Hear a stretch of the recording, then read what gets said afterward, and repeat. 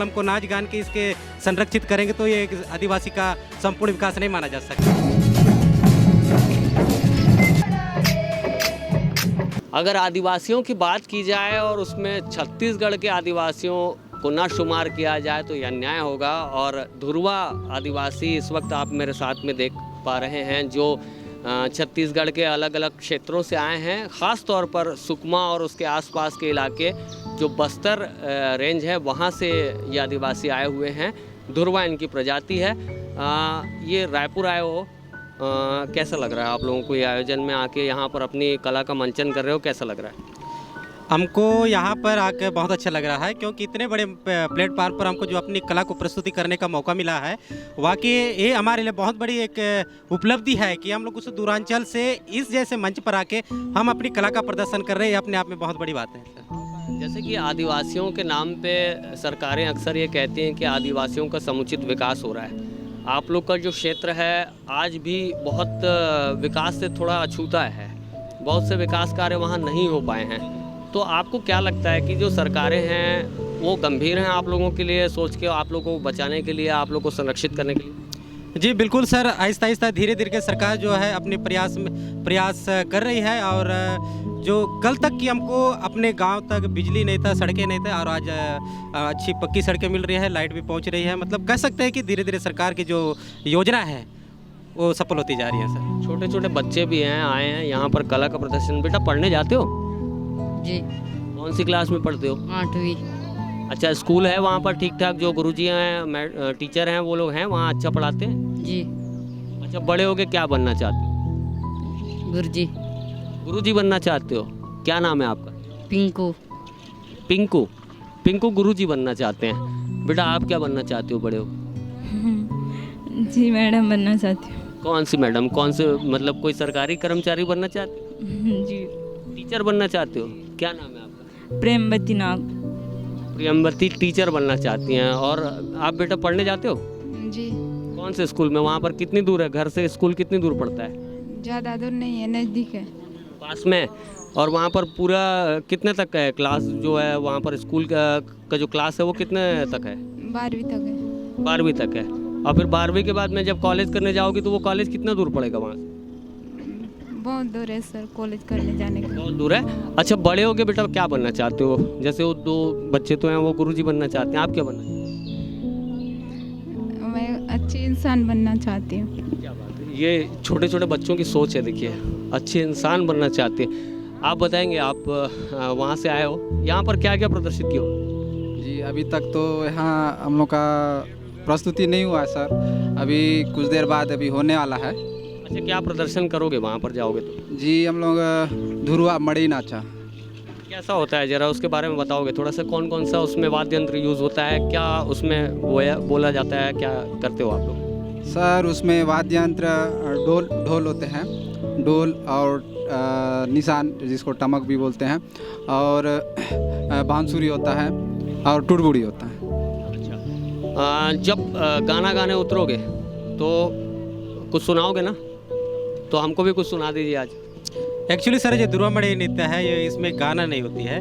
और ये जो नृत्य है ये जात्रा, देवी जात्रा मड़इयों के उत्सव में जो है इस नृत्य को जो देवी देवताओं के प्रघाव और उनके स्वागत के रूप में इसको सैनिक नृत्य भी कहते हैं सर। ये बहुत ही जोश ऊर्जा के साथ नाचा जाता है। और इसमें गायन शैली नहीं होती है, इसमें जो बांसुरी होती है, बांसुरी और हमारी जो धुरवा ढोल, निशान और तुड़बुड़ी की ताल में इसको हमको नृत्य करते हैं सर। इसमें देखिए, आदिवासियों का जो एक जीवन रहा है, समय काल अनुसार संघर्षपूर्ण ही रहा है ना?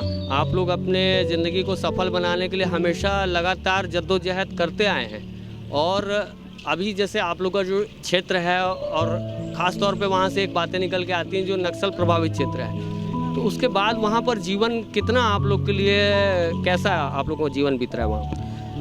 जी सर, कल की अगर स्थिति के अनुसार जैसे हमारे पास शिक्षा का प्रसार नहीं था, जैसे अभी आज की जनरेशन में हम शिक्षित होते जा रहे हैं, हम सबकी विचारधारा अलग बनती जा रही है, सकारात्मक बनती जा रही है। और सब जो है शासन की योजनाओं, उनकी प्रशासन की जो मंशाओं के साथ सब जुड़ते जा रहे हैं सर। तो वहाँ की जो नक्सलियों की जो जिस प्रकार की विचारधारा से हम उससे हट के जो है हम बिल्कुल एक शिक्षित सभ्य की ओर हम लोग बढ़ रहे हैं सर। बहुत अच्छी बात है। गुड़िया आपका नाम बताना बेटा, क्या नाम है? मेरा नाम गुंजन नाग है अच्छा, कहाँ पढ़ते हो आप? जी। बस्तर यूनिवर्सिटी से मेरा एमए फाइनल ईयर कर रही हूँ अभी। एमए फाइनल ईयर कर लियो? अच्छा, और बड़ी होके क्या बनना चाहती हो? बड़ी होके तो सर पापा शिक्षक हैं तो मैं शिक्षक ही बनना चाहती हूँ। सभी शिक्षक बनेंगे आप लोग? सभी शिक्षक बनेंगे वहाँ से? कितनी अच्छी सोच है आप लोगों की। अच्छा, जीवन में किसको अपना, जो हर किसी का एक आइडल होता है, आप किसको मानती हैं, किसको अपना प्रेरणा स्रोत मानती हैं? मैं तो पापा और मम्मी को ही मानती हूँ। ये संस्कार की भी बात है, पापा मम्मी को आदर्श माना जा रहा है और साफ तौर पर जितने भी बच्चों से बात कर रहे हैं वो शिक्षक शिक्षिकाएं ही बनना चाहते हैं। आपको क्या लगता है, आप वहाँ से आते हैं तो अभी यहाँ रायपुर आए, कितना बदला हुआ स्वरूप देख रहे हैं? ये शहर है, आप लोग जहाँ रहते हैं वो जंगली इलाका है। जी सर, यहाँ आके तो बहुत ही अच्छा लग रहा है। बहुत जनसंख्या भी है और देखने को भी मिल रहा है सर। कहाँ घूमे हो, यहाँ रायपुर आए हो?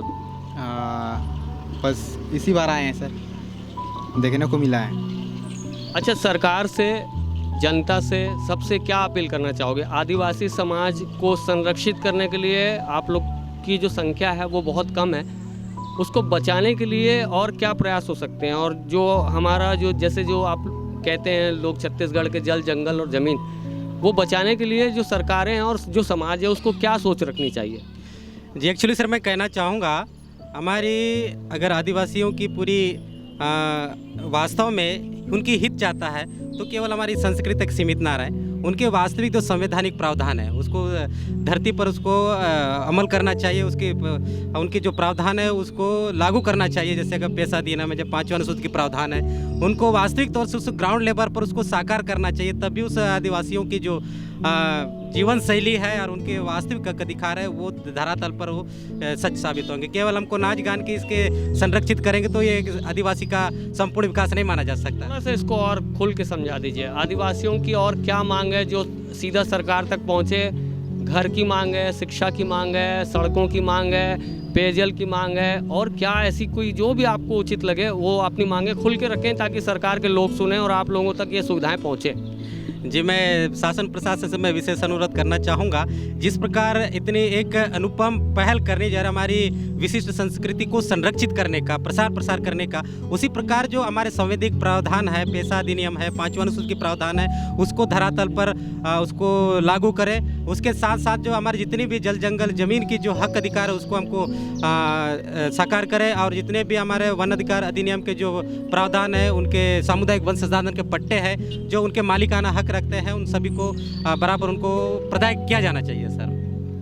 ये छत्तीसगढ़ की कला संस्कृति और छत्तीसगढ़ की मिट्टी से निकले हुए लोग, और जाहिर सी बात है आदिवासी कला संस्कृति को इन्होंने ना सिर्फ संजो के रखा हुआ है बल्कि आज नक्सल प्रभावित क्षेत्रों से आए हैं और रायपुर में अपनी कला का प्रदर्शन कर रहे हैं, अपनी आदिवासी कला संस्कृति को यहाँ लोगों को बता रहे हैं और ये भी कोशिश कर रहे हैं। साफ तौर पर संदेश है, विकास तो हुआ लेकिन वो विकास नहीं हो पाया जिसकी इन्हें अपेक्षा थी। छत्तीसगढ़ के रायपुर ज़िले से नेशन फर्स्ट ABK न्यूज़ के लिए मैं हूं शशिकांत तिवारी।